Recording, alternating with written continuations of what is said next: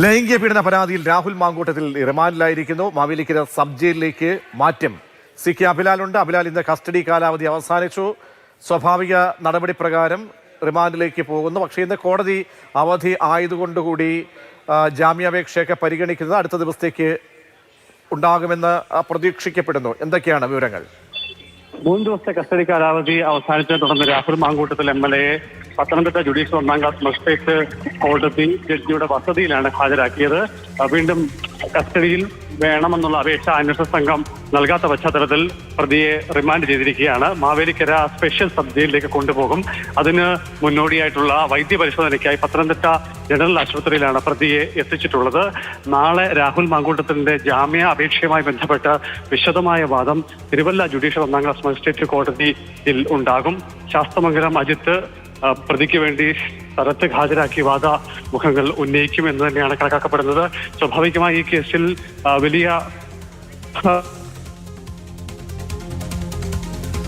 ഭാഗം കഴിഞ്ഞ ദിവസം കോടതിയെ അറിയിച്ചത് വെൽ കുക്ക്ഡ് ആയിട്ടുള്ള സ്റ്റോറി ഇതിന് പിന്നിൽ ഉണ്ട്.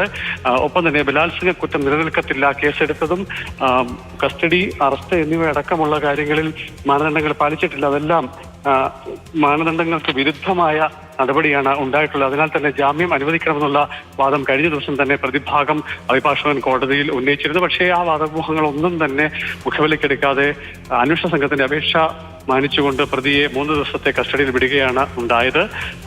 നാളെ വിശദമായ വാദത്തിനൊടുവിൽ കോടതി എന്ത് തീരുമാനിക്കുമെന്നത് നമുക്ക് കണ്ടറിയേണ്ടിയിരിക്കുന്നു. എന്തായാലും തിരുവല്ല ജുഡീഷ്യൽ 1ാം ക്ലാസ് മജിസ്ട്രേറ്റ് കോടതി ഈ കസ്റ്റഡി കാലാവധി 3 ദിവസത്തോടു കൂടി തെളിവ് ശേഖരണമൊക്കെ നടത്താൻ അന്വേഷണ സംഘത്തിന് കഴിഞ്ഞു.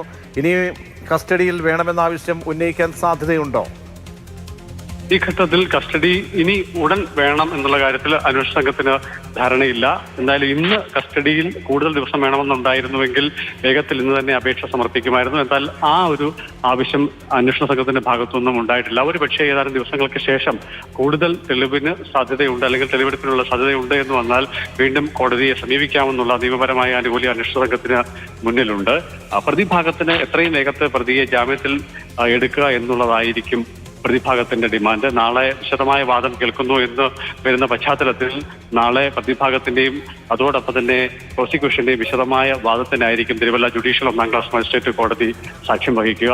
എന്ത് തന്നെയാണ് തീരുമാനമെങ്കിലും തുടർ നിയമ നടപടികൾക്കുള്ള മുന്നൊരുക്കം പ്രതിഭാഗം ചെയ്യും. കാരണം അപേക്ഷ നാളെ തള്ളുന്നുവെങ്കിൽ തീർച്ചയായും ജില്ലാ കോടതിയെ സമീപിക്കാൻ വേണ്ടിയുള്ള ഒരു നീക്കം പ്രതിഭാഗത്തു നിന്നും ഉണ്ടാകാൻ സാധ്യതയുണ്ട്.